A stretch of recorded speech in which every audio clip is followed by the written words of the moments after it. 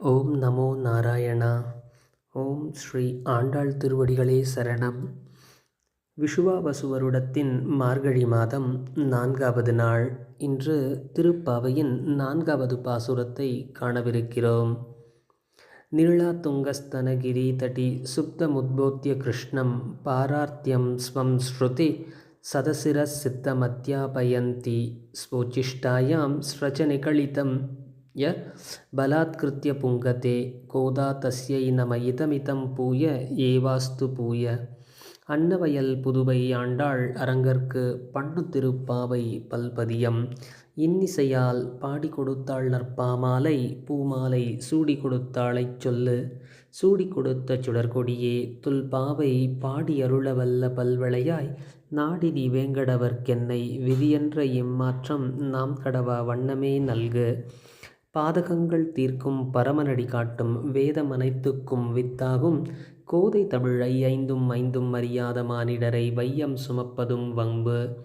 கோதை பிறந்தவூர் கோவிந்தன் வாழுமூர் சோதிமணி மாடம் தோன்றுமூர் நீதியால் நல்ல பத்தர் வாழுமூர் நான்மறைகள் ஓதுமூர் வில்லிபுத்தூர் வேதக்கோனூர்.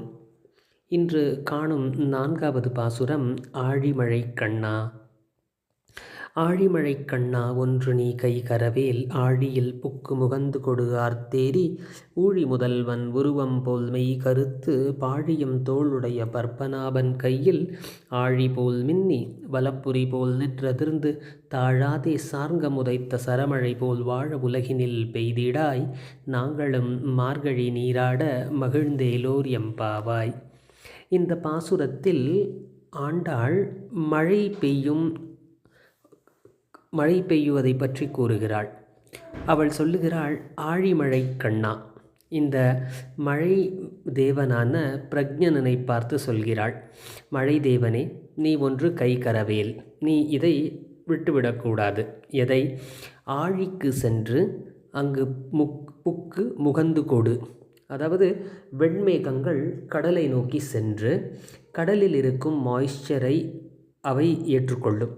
அதன் பிறகு அவை மழை மேகங்களாக கருத்த மழை மேகங்களாக மாறும். இதையே அவைகள் மேகங்கள் ஆழி என்றால் கடல், கடலிற்கு சென்று அங்கிருக்கும் நீரை முகர்ந்து கொண்டு வருகிறது என்று கூறுகிறார்கள். இது நாம் அறிவியல் ரீதியாக பார்க்கும் பொழுது வெண்மேகங்கள், அதாவது ஃபீடிங் த ஒயிட் கிளவுட்ஸ் என்று சொல்லப்படுகிறது.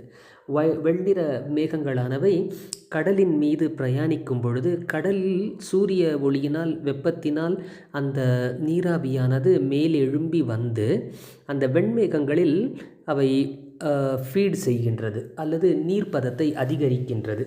அதனால் இந்த வெண்மேகங்கள் மற்றும் தூசும் சேர்ந்து அவை கருத்த மேகங்களாகி அவை எடை பெருகி அவை நிலத்தை நோக்கி வருகிறது. அப்பொழுது மழையாக அவை பிரவாகிக்கின்றது. இதை அவள் சொல்லுகிறாள். ஆழியில் புக்கு கடலுக்கு சென்று முகந்து கொண்டு ஆர்த்தேரி இடியுடன் சத்தம் போட ஊழி முதல்வன் போல் மெய் கருத்து. ஊழி முதல்வன் என்றால் இந்த படைப்பிற்கெல்லாம் முதல்வனாக இருந்த பத்மநாபன்.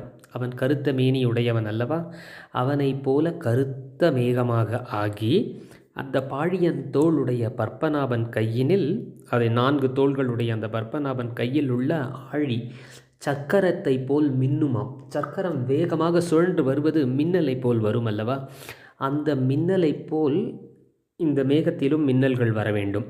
மற்றும் வலம்புரி போல் நின்று அதிர்ந்து அந்த இடியுடன் கூடிய மேகங்கள் வருவது, அந்த இடி என்பது நாராயணனின் கையில் இருக்கும் வலம்புரி சங்கில் வரும் ஓசையை போன்று இருக்குமாம்.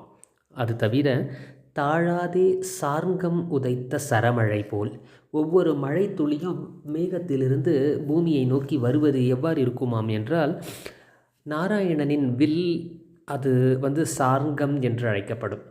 அந்த வில்லிலிருந்து வரும் அம்புகள் ஒரு அம்பு விட்டு அடுத்த அம்பு விட்டு அடுத்த அம்பு விடும். இந்த இதற்கு இடைவெளியே இல்லாமல் அவை உடனே ஒன்று தொடர்ந்து இன்னொன்று வரும். ஒரே நேரத்தில் 1000 வில்லை வைத்து நாணிலிருந்து இழுத்து விட்டால் எப்படி வருமோ அதை போல் ஒரு அம்பும் இன்னொரு அம்பும் துரத்தி கொண்டு வருமாம். அப்படி அந்த மழை மேகங்களிலிருந்து மழை துளிகள் ஒன்றின் பின் ஒன்றாக வேகமாக பூமியை நோக்கி வர வேண்டுமாம். அப்படி வாழ உலகினில் பெய்திடாய் மழை மேகமே, நாங்களும் மார்கழி நீராட மகிழ்ந்தேலோர் எம்பாவாய். அப்படி நீ மழை மேகங்களிலிருந்து அந்த மழை வந்து குளம் நீர்நிலைகளில் நீர் நிரம்பி நாங்கள் நீராடி இந்த மார்கழி மாதத்தில் நீராடி மகிழ எங்களுக்கு அருள் புரிவாய் என்று அவள் வேண்டுகிறாள். இந்த பாசுரத்தை மீண்டும் ஒருமுறை பார்ப்போம். ஆழிமழை கண்ணா ஒன்று நீ கை கரவேல், ஆழியில் புக்கு முகந்து கொடு ஆர்த்தேரி, ஊழி முதல்வன் உருவம் போல் மெய் கருத்து, பாழியன் தோளுடைய பற்பனாபன் கையில், ஆழி போல் மின்னி வலம்புரி போல் நின்றதிர்ந்து, தாழாதே சார்ங்க முதைத்த சரமழை போல் வாழ உலகினில் பெய்திடாய், நாங்களும் மார்கழி நீராட மகிழ்ந்தேலோர் எம்பாவாய்.